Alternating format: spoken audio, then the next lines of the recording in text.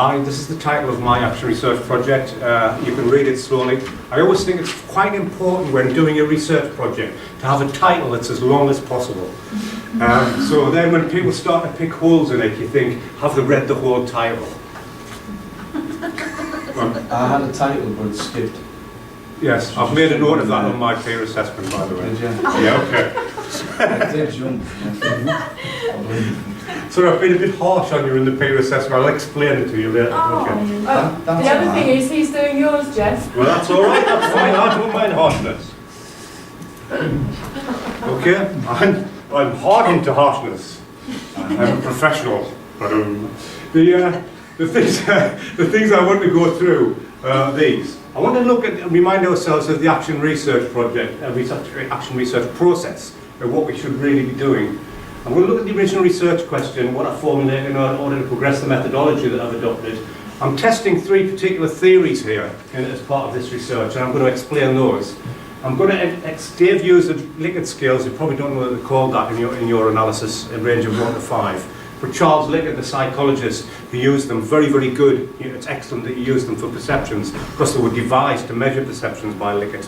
He used them as psychometric tests on psychiatric patients, so that's where they originated. Okay. Then I look at the findings. I've only got 1 slide on the findings, which is very brief because I haven't got loads of graphs and things, because I didn't want to do that. I've created an innovative strategy based on the works of a philosopher called Ludwig Wittgenstein.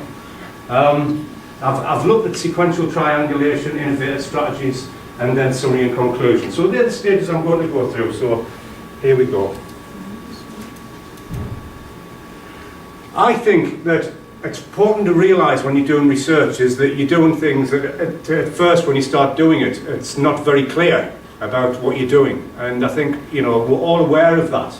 And I always think there's a bit of comfort in this quotation from Werner von Braun. If anybody doesn't know him, he's a rocket scientist.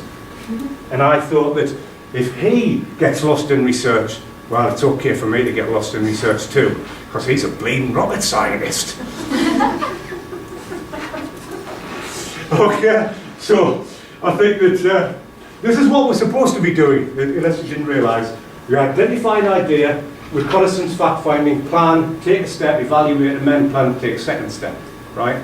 That's the steps that we're supposed to go through in an action research project. Whether you do them successfully and step by step sequentially, go back to them and do them again or not, is a matter of opinion, okay?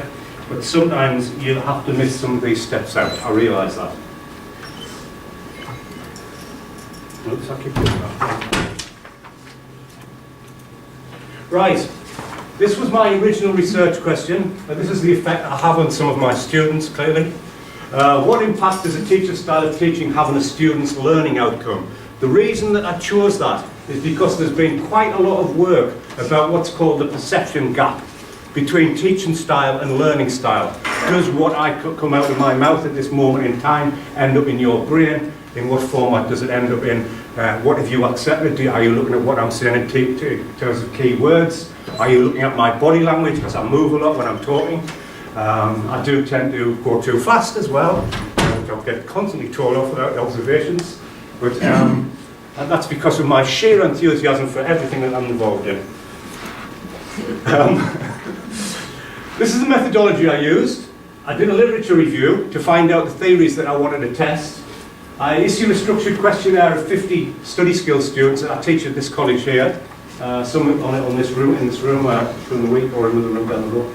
I did some interviews which I self-selected from the questionnaires, and then I created a focus group that selected from the interviewees. So what I was doing basically, in terms of the action research side of it, I was getting some responses to the questionnaire, and then I was looking for what I thought were the most interesting ones, and I selected those as interviewees and followed some points up with them. And then in the focus group, I discussed the responses from the interviewees with the focus group. So all the time you're going through an action research project idea where you're producing a data set that's been re-examined and re-evaluated in 3 different stages. Okay. So these are the three testable theories that I'm looking at. Vroom's expectancy theory, which you all know about because Anne told us about it last year, as you remember. This tries to explain why individuals choose to follow certain courses of action. So in terms of the perception gap, people might say, well, I understand that because I have experience of it. if you don't have experience of it, it's very difficult to follow a particular course of action. But the unfortunate thing about Brew, he's not an educationalist, he's a manager in business, but it's a business theory. Hattie's table of effect sizes, which showed you an achievement is enhanced by challenges, feedback, and allowing the students to reconceptualise what they learn. In terms of the class I'm talking about here, these are students doing a one-year course to access a university course who had a very, very bad experience at school, obviously, and a number of them are dyslexic, and simply that wasn't picked up at school because they weren't very good at school and had to sit at the back of the class and told they were thick, and that knocked on to the family and friends who also told them they were thick because they were thick at school. And of course now we don't use words like thick. I've sort of described people who used them before. And basically,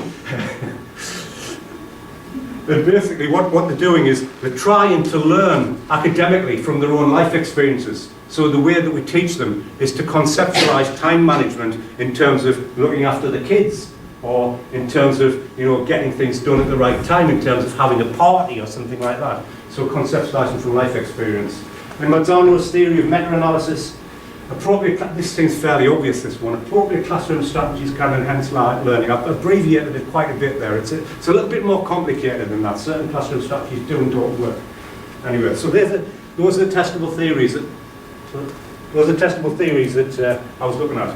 And so I went through various ways of, Cresswell comes up with these ideas of looking at the data, and the various ways, I'm not going to dwell on this slide too much, certain stages at which you analyse the data in terms of data collection, how it converges, how it overlaps, how it's changed things, how it expands and all other things. And triangulation in terms of action research, very, very important process to go through because you need to reflect and re-reflect on things. So you reflect while you're doing it in an action research project, but you also reflect on it after you've done it as well.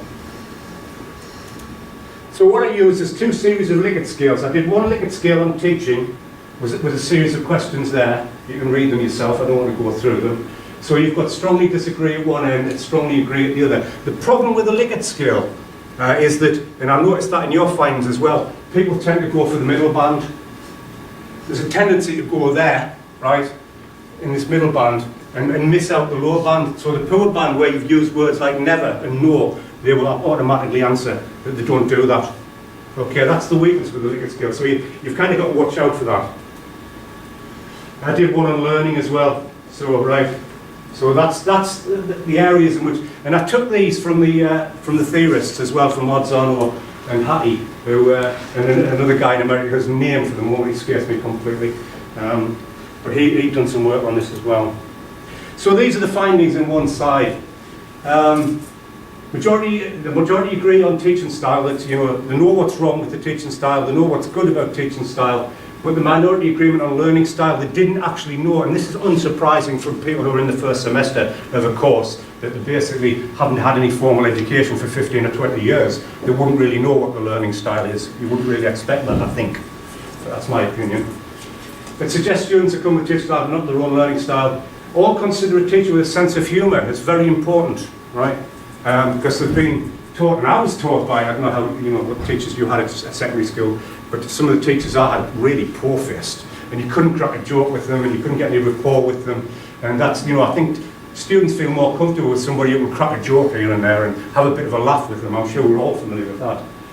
So I thought to myself, what I need to do now is test the different learning styles through the interviews and the focus groups. So the behaviourists look at people's key skills, cognitive learning, how they learn to learn. On a humanist level, do they self-direct their learning? On a situationist learning, do they learn through social participation? Okay? And what I wanted to do in terms of strategy and how innovative it is up for grabs, really. I don't think it's particularly innovative, but I'm trying to pass it off as innovative. Put my hand up and be perfectly honest there. In a multitasking environment. So what I've done, this is my hero, Ludwig Wittgenstein, the philosopher. He's my absolute hero. This man I love more than any person in the entire universe. Simply because, oh no, sorry, after Anne. Simply because when I did my first degree at university, I was just like, I did philosophy as part of my first degree. And people were saying, when I'm sitting in bars talking about philosophy, and nothing worse than a sort of 20-odd-year-old group of drunken males talking about philosophy that bore anybody to bloody tears, quite frankly. And then somebody said, well, do you know about Wittgenstein? And I said, who? And they said, well, Wittgenstein's really important because he completely destroyed Freud. He said that Freud was absolute bollocks. And what he said was that because the whole idea of an id, a superego and an ego is something that it can't exist simply because if a personality existed to that degree within a person, we have to code it in the DNA. And the DNA is an organ, the human body's an organ, so how could it be coded in the DNA? That's where it started from anyway.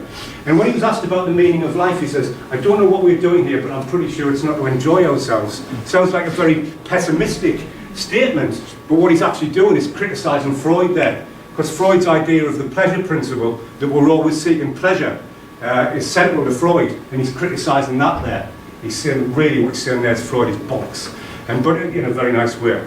And because Freud's bollocks, how do we construct reality? Well, we construct reality by perceptions, and that's what I'm trying to measure. Well, how do you see things? So, I mean, for instance, this is his book of runes. So he used different symbols with his students to understand philosophical concepts, which I know is like kind of mind-blowing. But when you read the stuff about how he did it, it's absolutely fantastic. I mean, what is that? Do people know what that is? Duck. Is it? What about if you look at it from that way? It's a rabbit. Okay. So people's perceptions of one person's perception of a particular image can be totally different. Okay.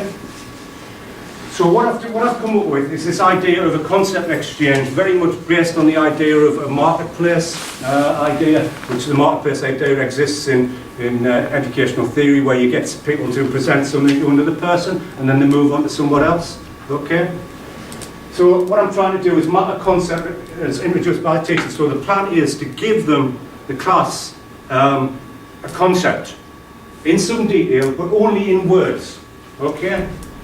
So they have to map, exchange and represent without words via one-to-one and group presentations to each other. So they have to draw a picture of that concept. Then they have to go to somebody else in the group and explain how that picture describes the concept. Okay? They're the resources, the time scale, etc. that I need for this. They'll be re-evaluating the process, so they'll be peer reviewing each other as well as me reviewing them. Right? So they're converting concepts into text, into images, and exchanging it with each other. And we can measure what perceptions they've had of a particular concept as a result. It's SMART. We're asked to look at SMART targets. There's two predefined groups with a context-specific task. By that I mean the two groups have been given the same task, and it's very much along the same lines.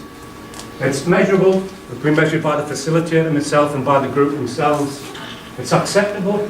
It builds on a range of existing skills, so they know how to draw pictures, they know how to write words, they've got the skills that they need to do the task. Builds on an existing skill, builds on a range of appropriate existing skill level, so we know as a result of the acceptable level that it is realistic. And it's going to be performed within the agreed time frame. So we're going to have to give them an allocated time to do it, and you can't have them messing around. Similarly, just as with a marketplace, you can't have them doing this particular task in a flexible time scale. It has to be in a fixed time scale.